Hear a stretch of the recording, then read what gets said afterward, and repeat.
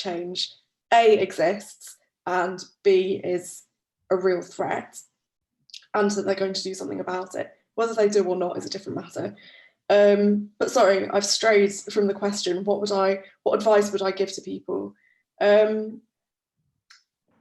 Support other activists, that there's space for all of us, and keep doing what you're doing.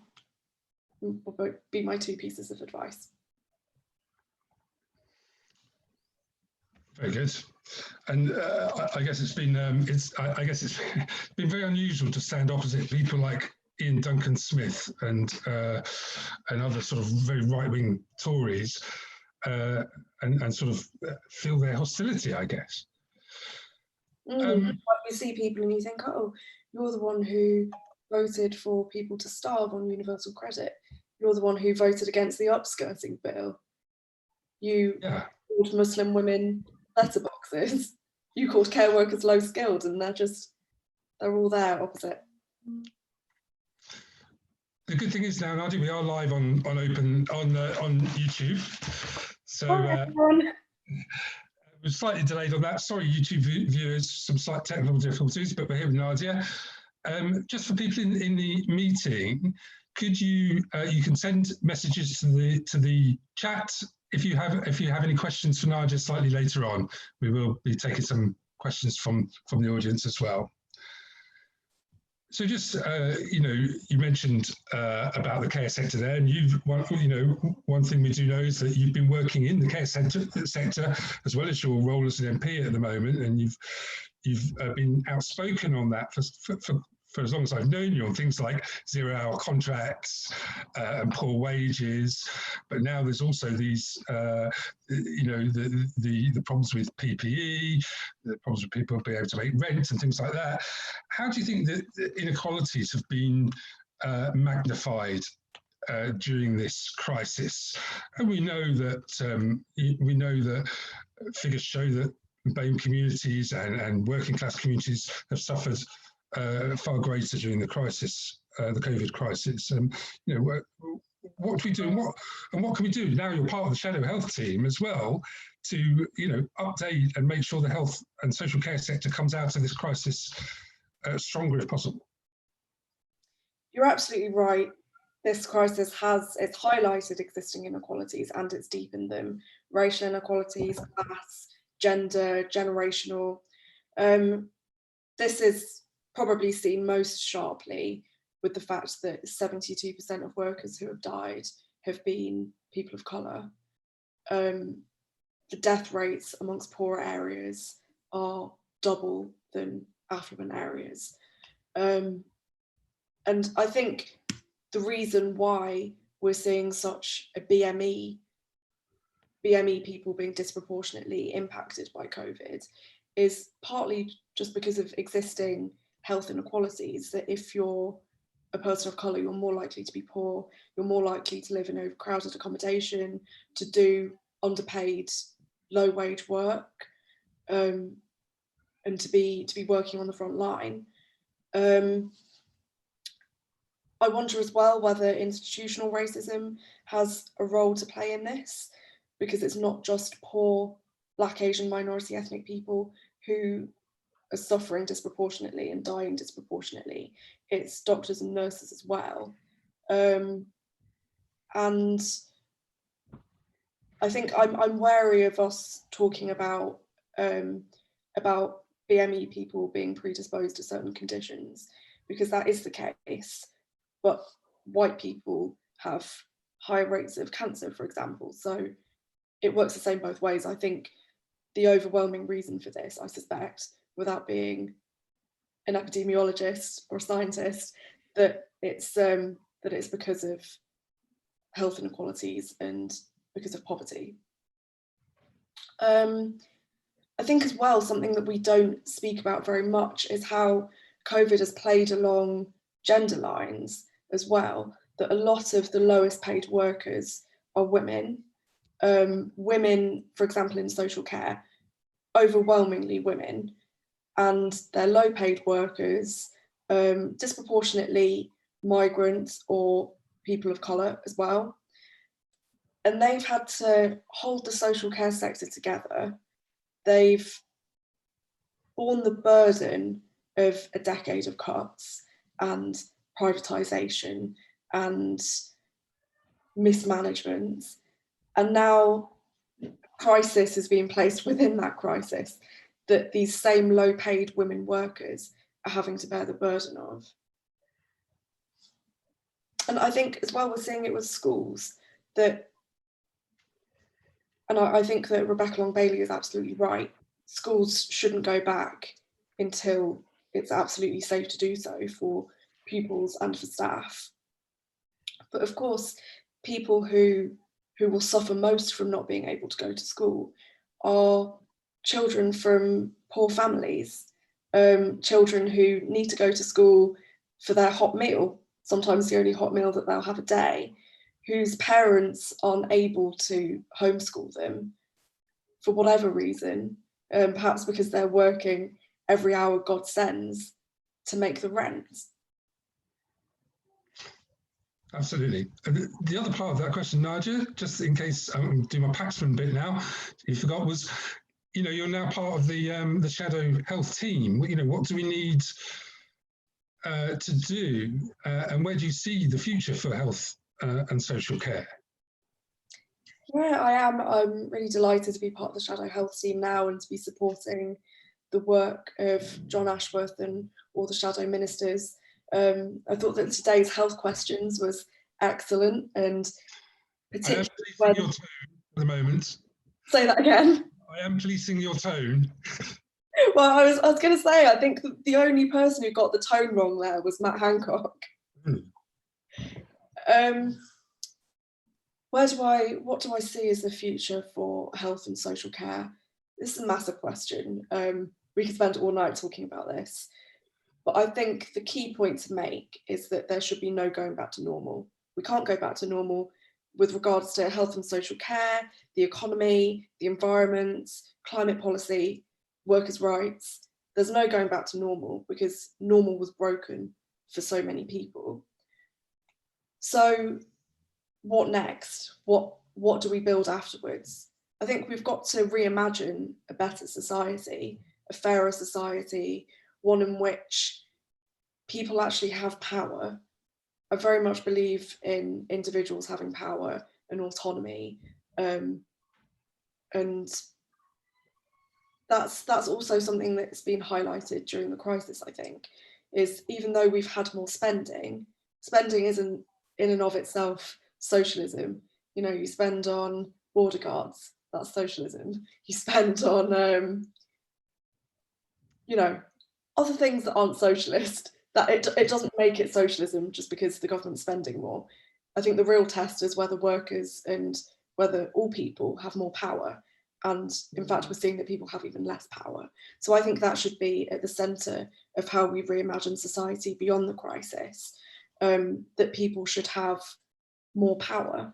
So in social care, I think that's got to be a national care service that works alongside the NHS. We've seen that social care props up healthcare, that they're so intertwined, you can't separate them. You cut from one and you're essentially cutting from the other. That social care, the whole sector, was just so ill-equipped for this pandemic because it had been so cut by 7.7 billion in the last decade. It was hardly managing to get on as it was.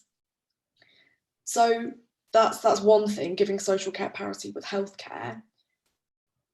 Reversing privatisation, that has to be part of a national care service. The privatisation of social care has been an unmitigated disaster for people who receive social care, for workers in it, for private companies that are able to take taxpayers' money to line their own pockets and essentially profit from the work of care workers, cleaners, low-paid workers who are exploited, overworked and underpaid. What else? I think, well, bringing everything in-house, that's part of reversing privatisation. And then a very strong part of, sorry, I keep using my hands too much and then I'm I'm knocking over my microphone. A very big part of it should be workers' rights, and that's where we need to think about a whole raft of trade union laws, of anti-trade union laws since Thatcher, and how that's impeding workers. Yeah, absolutely. And again, slightly related, I won't going to mention this today, but I just came across a headline in the Telegraph today, which I thought was so shocking. I just wanted to read it out and sort of get your reaction to it. So the Telegraph today said, campaigners are twisting BAME COVID data to further their victimhood agenda. I don't know whether you saw that today, but this is sort of a constant thing now in Telegraph and other right-wing newspapers, which seems to be undermining what health and social care workers are going through and communities are going through. I don't know if you have a reaction to headlines like that.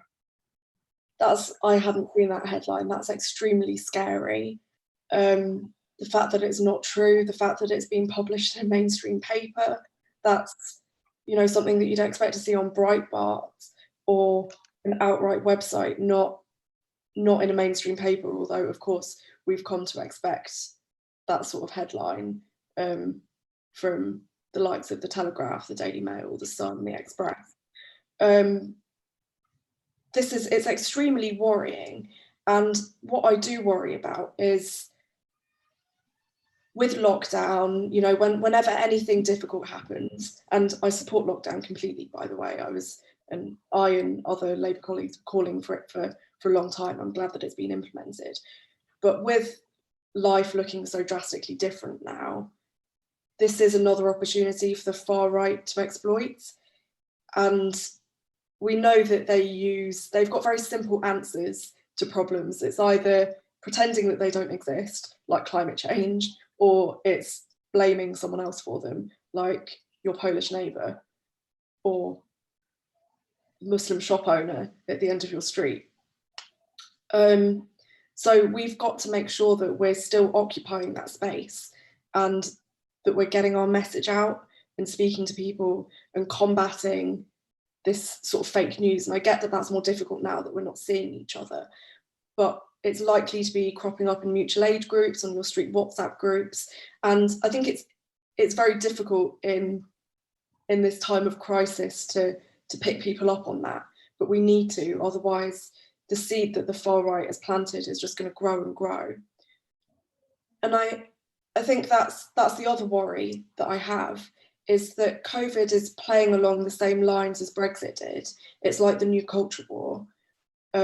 Some people who are more authoritarian, slightly more right-wing, but it's predominantly about being more authoritarian, really support Boris Johnson, wants the Labour Party not to criticise. And then there's another group of people who see that the government's handling of this has been chaotic and just an utter shambles. And I think that line is very difficult to tread, but also what we've learned from Brexit and what we've learned from the immigration debate is that where there's a culture war, we can't just pretend there isn't one. We can't just sit it out. The culture war exists. We either engage with it or we lose it. So I'd be interested to hear people's thoughts about how we engage with that, how we get ahead of the game before this takes on a whole new life of itself. Because what we've got to be very careful of, I think, as a party and as a movement, is that the Tories, the far right, the whole of the right, isn't able to rewrite history as it's happening. We don't want a repeat of 2008, where that's stuck now, that Gordon Brown caused the recession, that it wasn't the bankers' fault, it wasn't because of a global financial crisis caused by Lehman Brothers, it was because of Gordon Brown. And I don't want a similarly positive narrative to stick with the Tories, that, you know, the Tories saved the NHS, that they're the party of the NHS and they did everything right, and etc., etc., all the things that we can imagine playing out after this.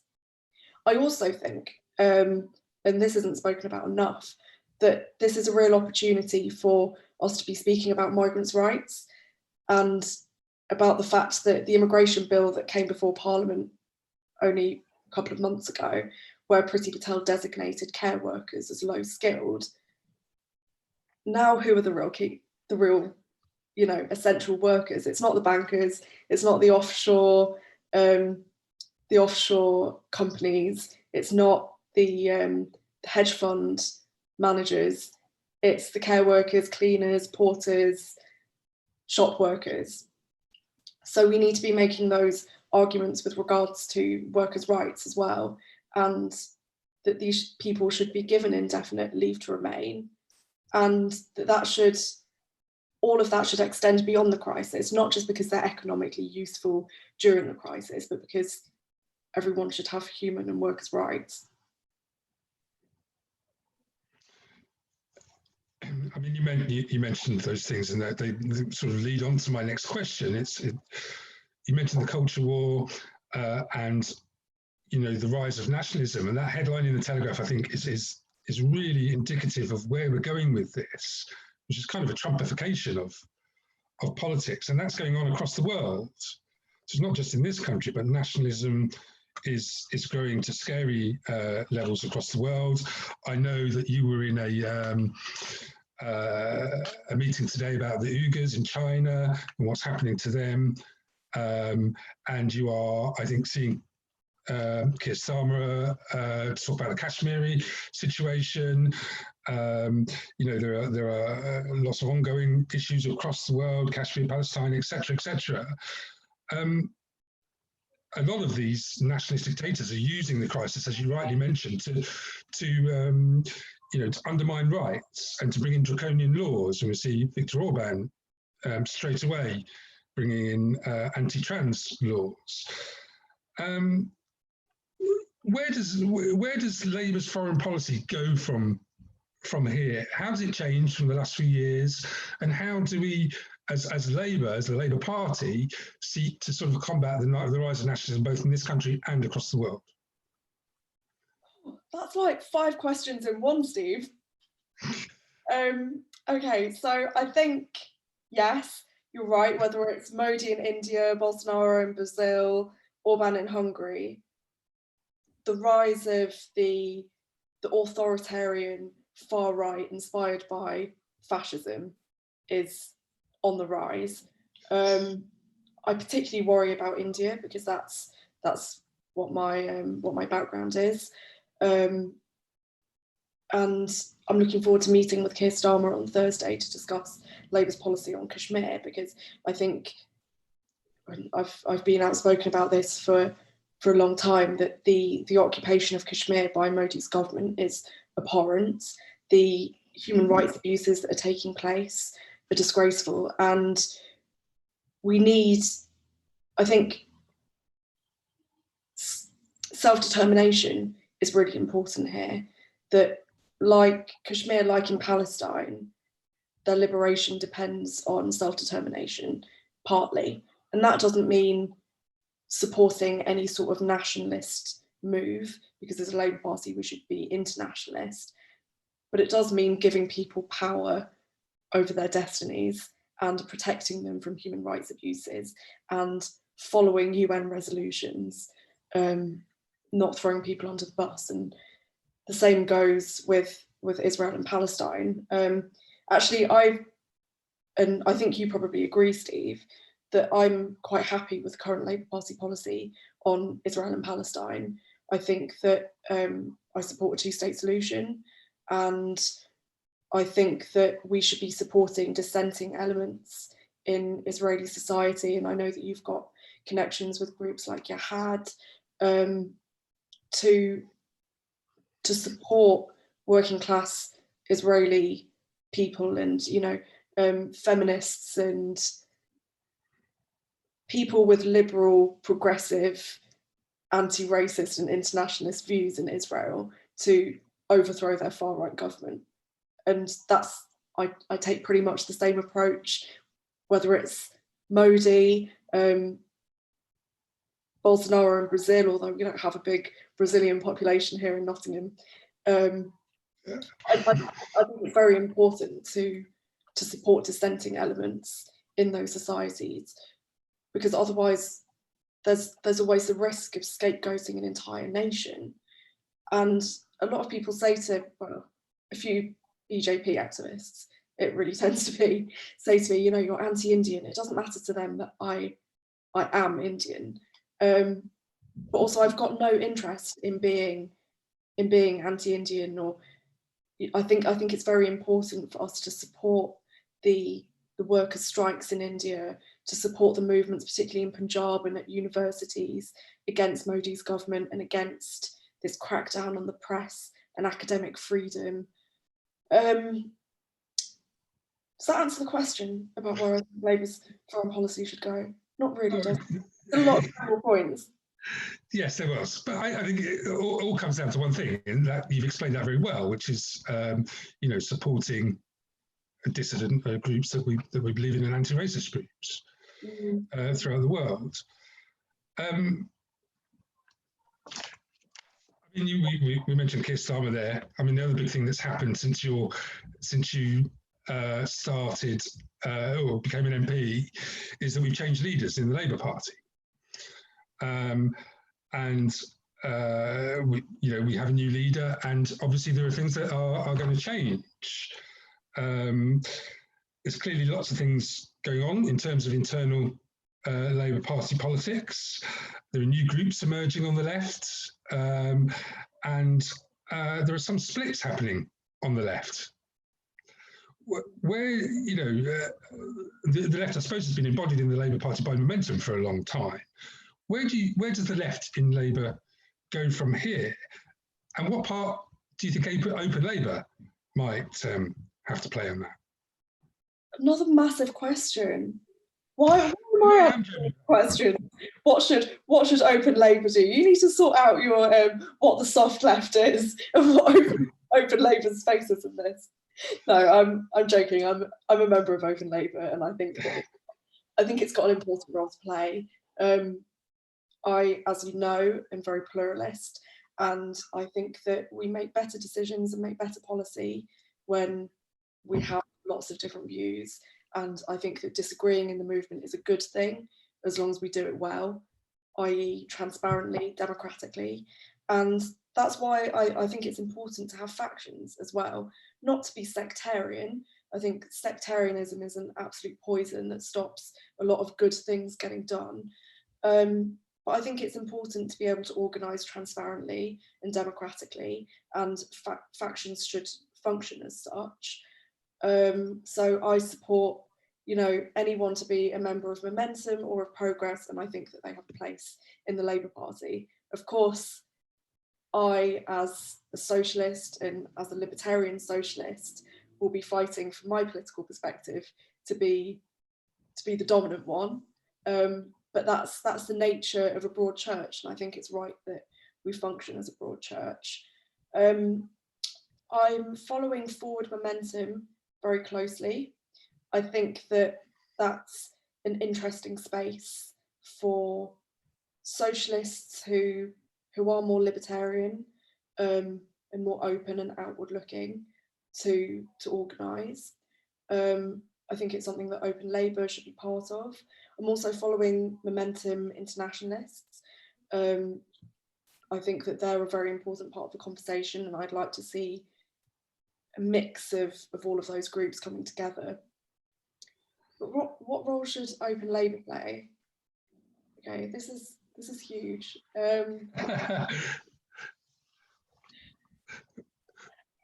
can I? It's difficult with the soft left, isn't it? Because what is the soft left? It means different things to different people. So it needs to be, you know, is it radical social democracy? Is it something else? Is it actually Brownism? I think the soft left is a very broad tradition, and almost it's not really one tradition, and it's lots of different traditions that I think in some ways have been brought together through particular issues, or through opposition to things, or through just not being on the orthodox left, as Jeremy Gilbert calls it, or on the right of the party. So it's a bit of a mishmash of people in the middle. So I'd probably like Open Labour to constitute itself around a radical social democracy. I'm not saying that that's what I am, but I think that it could have an important role to play as something that is a radical social democratic society tradition. Yeah. One of the things that we're looking at very closely at the moment, for the moment, is STV for internal elections. What are your thoughts on that? Yeah, I'm a big fan of STV. I like all electoral and voting reform. All of it. No, only the correct reform. I'm an STV fan personally, but I think that it's probably the most democratic way of, and the best way of enfranchising everyone who has a vote. What do you reckon? Has there been a big blow up on soft left Twitter about STV that I've missed? Am I actually saying something really controversial? No, this is exactly, we're supporting STV for the NEC elections for sure, and looking at it for all elections, in order to try and make sure it's a pluralistic NEC. Yeah. Because as a party, we do need to move forward together. I think that's our idea. So yes, it has blown up. It's been all over Twitter, and you've missed it, Nadia, obviously. Yeah, I agree, David. David's just written in the chat, STV, love hot, love hot, love hot. Agree, hard agree. And I think that we need to be looking at electoral reform beyond the Labour Party, of course. And that's not something that we're going to win in this Parliament, but it is really important for enfranchising voters. And I think a large reason why the far right has grown, and we haven't really been able to measure it growing, it's always been there under the surface, but it's made a huge break in recent years, and now it's like this monster that it's difficult to contain. And I think that a more proportionate PR would be a much fairer way of making sure that everybody has their voice heard, that politicians, when they're elected, even if it is Nigel Farage or Tommy Robinson, that they'll be held accountable in Parliament rather than just being allowed to swan onto Newsnight and chat shit. Yeah. Nigel, one more question from me, and then we're going to go to some of the questions from the participants. I mostly got to know you through anti-Brexit campaigning. Brexit slipped down the agenda somewhat after it being top of the agenda for years, almost on a daily basis. But today, again, Dominic Raab said there's no reason why negotiations should stop. We're still heading towards that end of this year date to get something in place. What's your view of where we are with Brexit now and what needs to happen? The first thing I'd say is that I haven't changed my mind about Brexit. I still think that it was a fantasy cooked up by right-wing, wealthy politicians, and that people will suffer greatly as a result of it. That being said, I think clearly for the time being, the argument on that has been lost. But I think it's inevitable that date will be extended. I don't see how it can't be unless we're going to crash out with no deal. And that is, of course, what a lot of Tory backbenchers would like, and probably quite a few Tory frontbenchers. Absolutely. Okay. I'm going to go over to yours.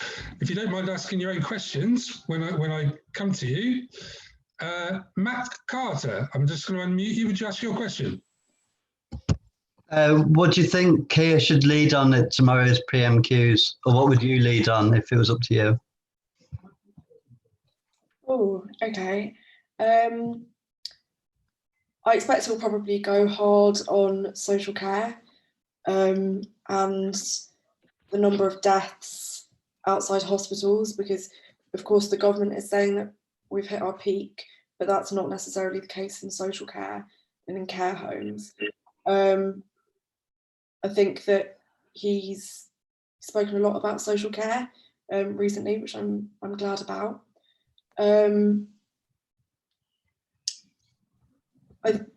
I think it's I think it's a difficult line to tread, but I think we need to be itemising the government's failings, and Keir Starmer did a very good job of that in his first PMQs, particularly, of itemising what the government has got wrong and what needs to be done differently. So I'll look forward to seeing what he goes on tomorrow. But certainly, I think the fact that frontline workers are being massively let down by the government and that they're dying, frontline workers are dying, that Rosanna and John Ashworth were right to go hard on that at Health Questions today, and I'm sure Keir Starmer will pick up on that tomorrow. Thank you. The next question we have is from Lee. Lee, would you like to ask your question? Yeah, hi. So I just want to ask, what's it been like in the PLP since Keir Starmer took over, and how do you think he's done, good and bad? And what should he be saying and doing as we come out of the crisis? So it's a few questions in one there, but hopefully... Okay, that seems to be an open Labour theme. What's it like in the PLP since Keir Starmer became leader? To be honest, it's hard to judge the mood because we're not there. But certainly I and others on the left want to constructively engage with Keir Starmer. That's my sentiment, whoever the leader is to constructively engage with them and to maintain critical pressure on them, because I don't think it's right that any leadership should depend on a leader's goodwill, because Jeremy Corbyn had a lot of goodwill, but it was still very important that we keep critical pressure on him to keep to radical demands. And it's no different with Keir Starmer as leader. So in a sense, I think that not much has changed. I think that it's difficult to judge a leader during a time of crisis because everything is so different. We're not even sitting properly, we're mainly sitting via Zoom. But I think the real test will be on our proposals for what happens next. So our engagement with more radical ideas like UBI, I think there are very strong arguments for that. Labour's position on trans rights, because we often forget, I think, that debate on trans rights isn't just happening inside the Labour Party, it's happening outside as well. To a lesser degree, it's not on top of everyone's priorities. Well, I mean, for people who are against it, of course, it should be one of our priorities for everybody, because intersectionality is important. What do I think that he should be doing as we come out of the crisis? I think we need a set of really radical proposals on a lot of the things that COVID has thrown up. So one is on migrant rights, the other is climate. We don't want this sort of narrative that climate change is better now because people haven't been using their cars as much, because yeah, that's a tiny part of it. But actually the far bigger issue is big corporate polluters, etc. And what we don't want is for the government to be investing in dirty energy and dirty business in order to sort of keep the economy going and make the economy pick up afterwards. So those are two things. And then the other thing, which I know that he's very committed to, is inequality more broadly. So some proposals on that, like renters' rights, for example, workers' rights, anti-union laws.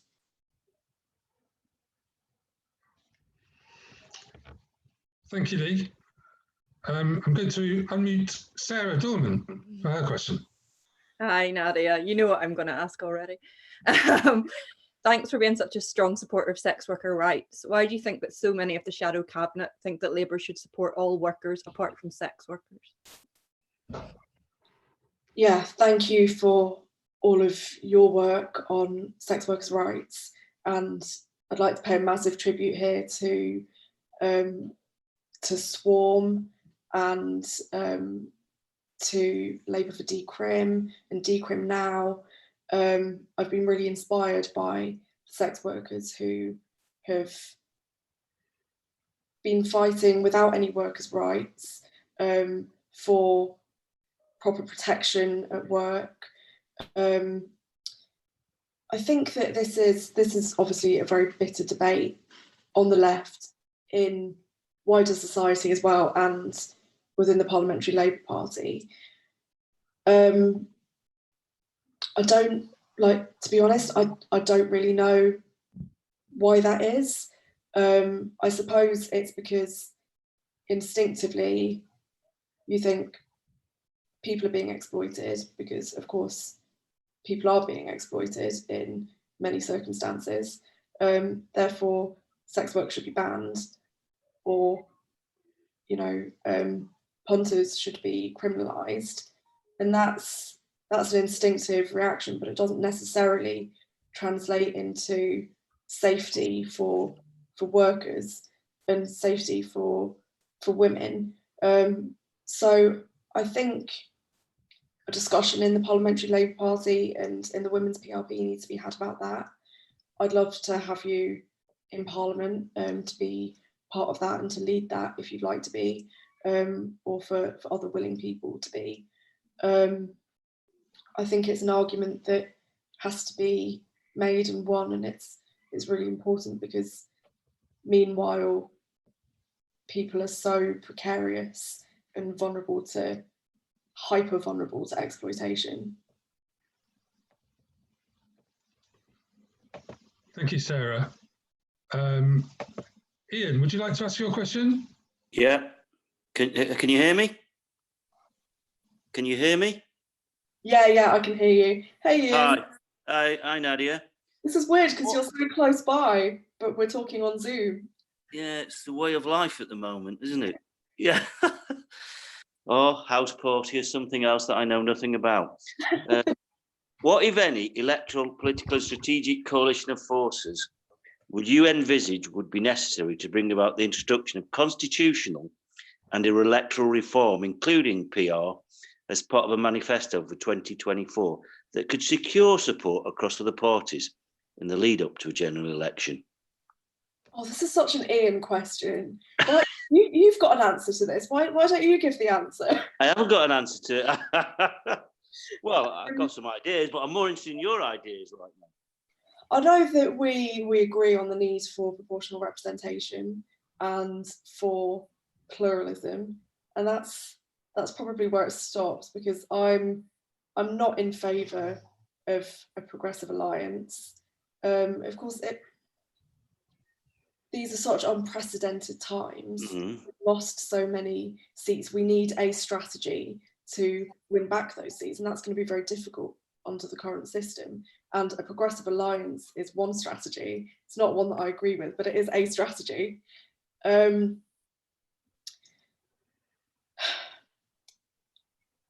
I think that we need to be building power from below, which is what everyone says, and no one really spells out what that means.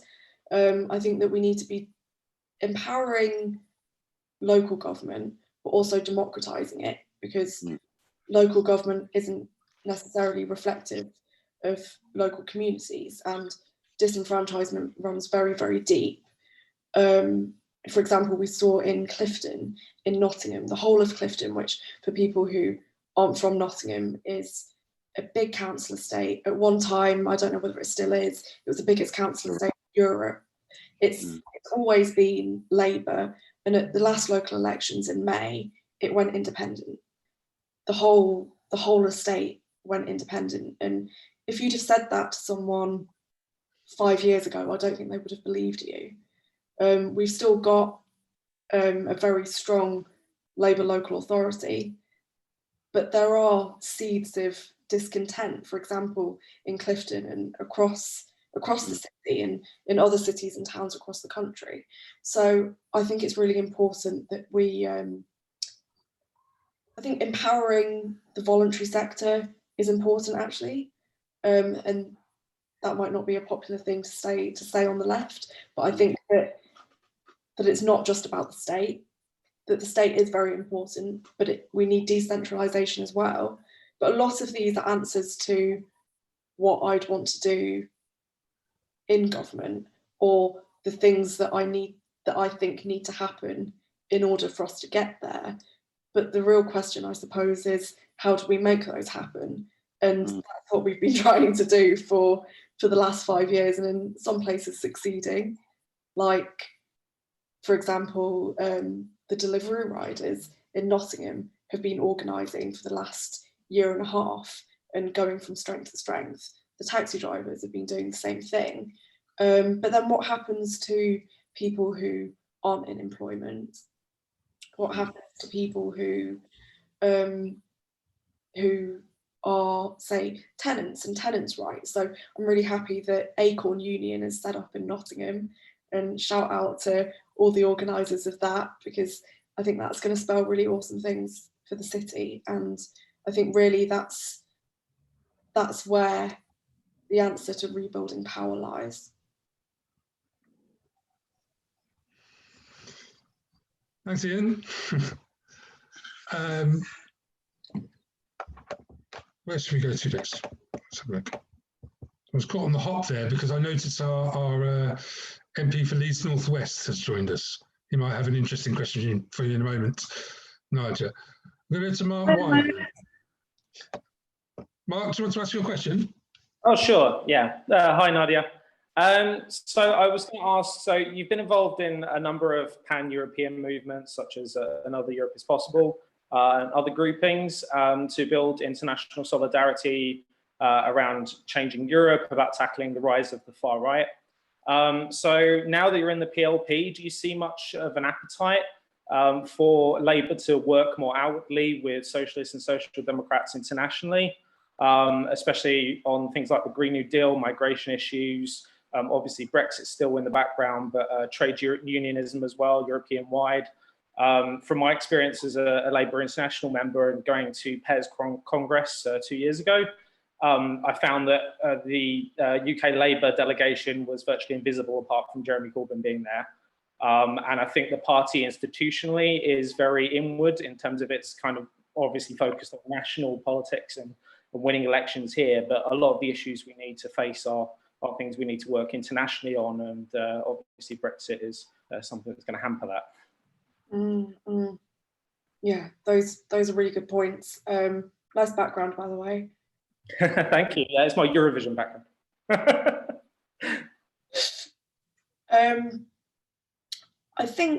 I suppose I don't have anything to compare it to say whether there's more of an appetite within the PLP. Alex will be able to answer that better than I can, because I don't know what it was like before I was elected. But I think, well, what I would say is that nothing is a given. So there's, you know, it's not inevitable that migration policy will improve, or that there'll still be a commitment to it. Same with the Green New Deal. That's something that we have to fight for. And that there are lots of outward-looking MPs who are interested in many of those issues, like Alex, who's on the call now, Lloyd Russell-Moyle, Bel Rabiro Addy, many others, too many to name, and if I start naming them, I'll miss one out and I'll get upset with me. But I think the really critical thing is not really what's happening in the PLP, it's the role of the PLP in engaging with and energising and opening the door to the mass membership. So I think, in a sense, the important question isn't what it's like in the PLP, because the PLP, well, I believe in socialism through Parliament, otherwise I wouldn't be an MP, but I don't think that that's an end. I don't think it's possible only through Parliament. So I think the real question is what we do outside Parliament and how we match them up, because even though I think that the PLP has its place and it's important, I think it will always be limited. I mean, by its nature, it's always limited to several hundred members anyway. So, but we've got thousands and thousands outside, and we've got workers all over the country who need to be organising and mobilising. Thanks a lot.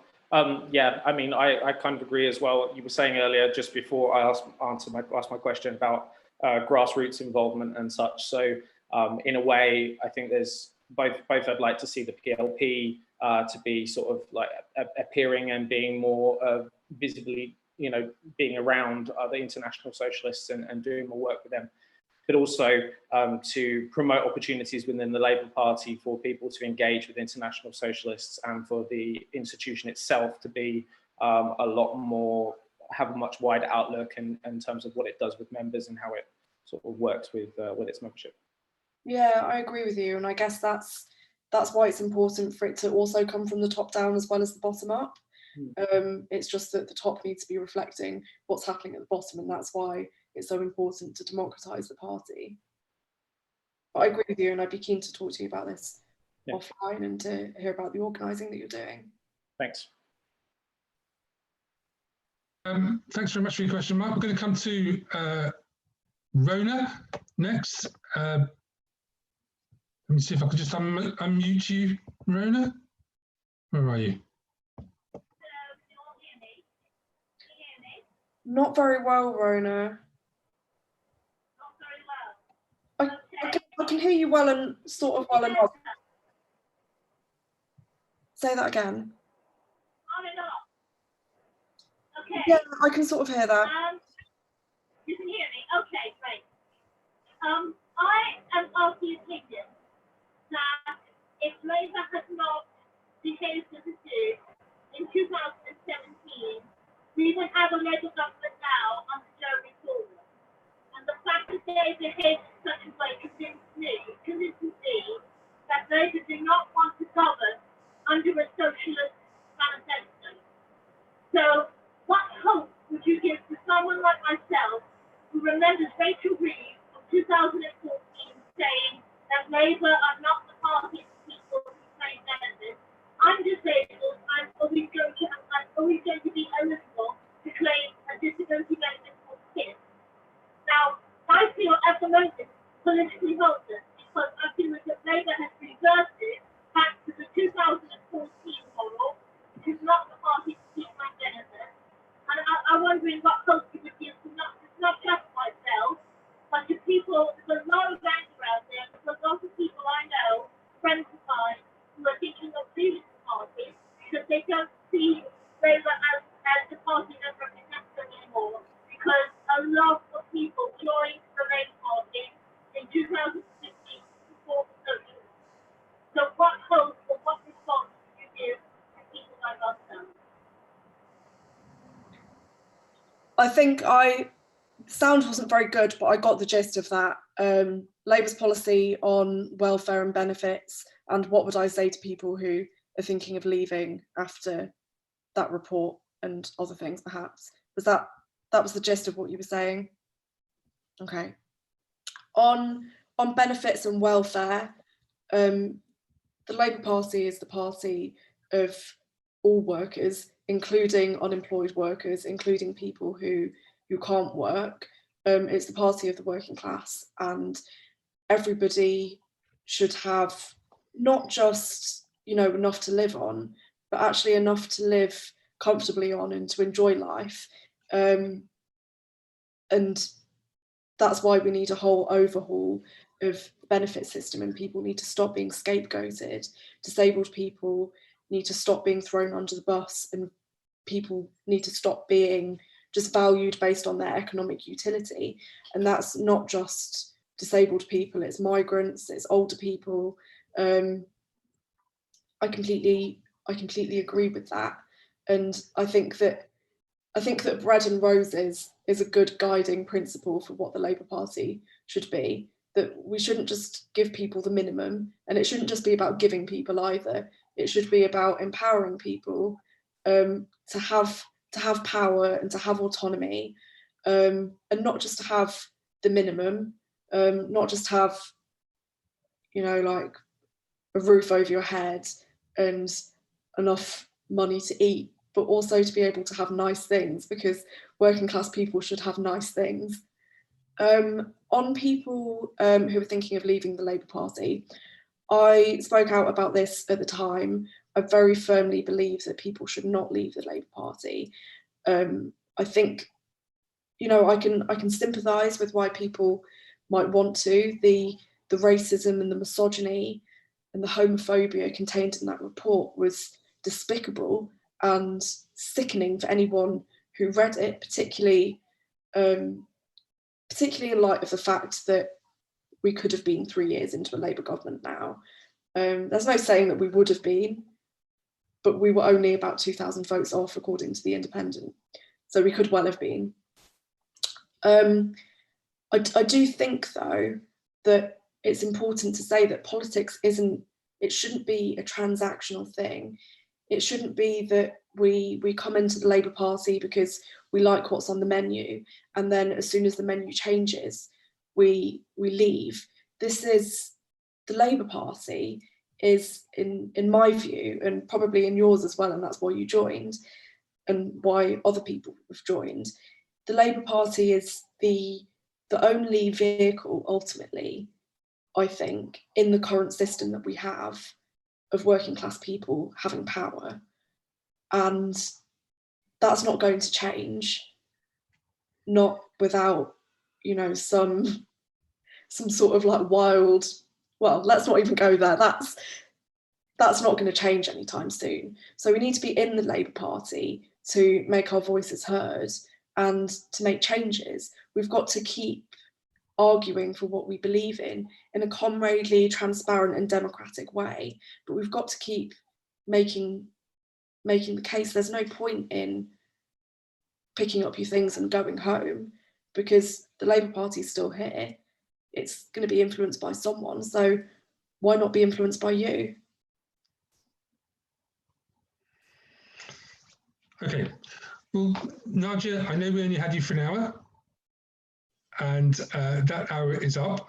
Is that Hattie the dog, by the way, in the background? Who's behaving very well. She is, isn't she? Yeah, it is. Very good. But I just want to thank you on behalf of Open Labour for joining us tonight. We have some more events later on this week. We have the Open Labour quiz on Friday night, and an event on Saturday with Marsha Cordova, Heather Pito, and Diba Sayed as well, which is Inequalities on coronavirus. What a lineup. Sounds great, doesn't it? I'll try and tune into that. We'll join on that. David says, can we meet the dog? So I think we should meet Hattie. After lockdown, we can get a date in the diary. She has just moved, so it's good. Thank you very much, Nadia, for joining us this evening, and we hope to see you again soon. Thanks so much. Thanks all for joining us. Stay safe and well. Bye. Bye-bye.